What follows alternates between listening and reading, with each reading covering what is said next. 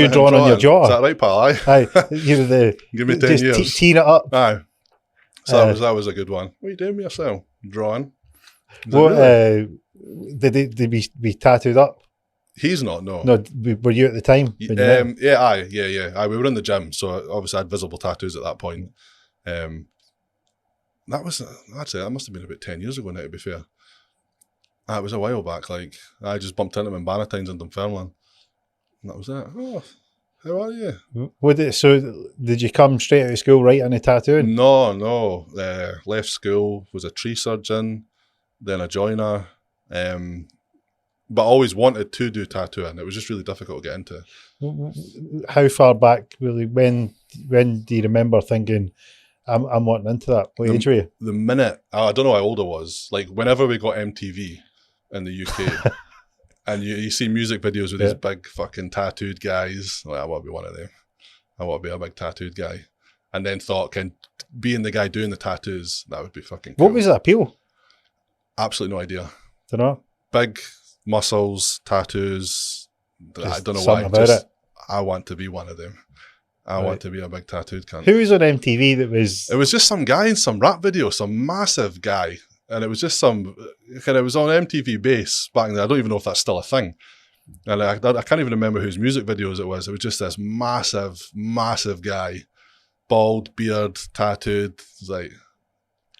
That was it. That's a bit of me. That's in. You're in. I want to look like that boy. Yeah. And, Mikey likes. And then, I don't know. That was the earliest thing I seen some big guy covered in tattoos and thinking, aye, that's cool.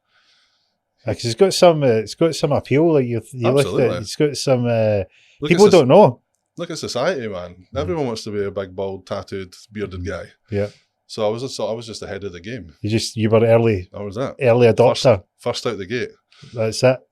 But I've got a pal that was on MTV. He was an artist, and he's a successful businessman. You know, works in trust planning and tax efficiencies and offshore like industries.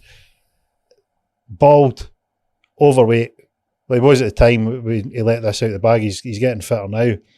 And I remember met him in Glasgow, having a few beers, and as you do, you start having a chat about, like you find out more a wee bit about each other. It's a bit like when everything's formal and courteous, but when you start to you realise that, hey, we get on quite well. Aye. And he kept under wraps, and he says to me, he says, look, I was in a band, and I'm thinking, right, okay. And then he says, I was in a rock band, and I'm thinking to myself, I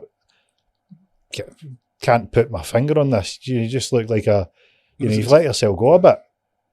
Bald, business, just the typical kind of 40s businessman, not seen the gym, just not that interested. Yeah.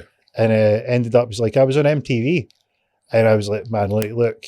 Had you heard of them? Like, did they tell you who they were eventually? Or was it just him? Like on No, he was in a band. He did tell me the name, but I can't remember the band. But it was like a proper sort of mid-2000s. Okay. And he was on MTV, he was big. Boom. And I remember thinking myself, I'm thinking Mick Jagger, like 6 stone, skinny jeans. Aye. AC/DC. And I'm like, Ben, there's no way. It's so far off my radar. I'm like, what happened? And you want to see some of his stuff? He sent me some of his stuff, and I'm like, you've got some skills. You've got some talent, but he wasn't big, he wasn't bald, and he didn't have muscles, so we can rule him out as the guy that you've seen on MTV. Definitely was not him. We can rule him out. That's it. The guy was definitely not an office worker, businessman type.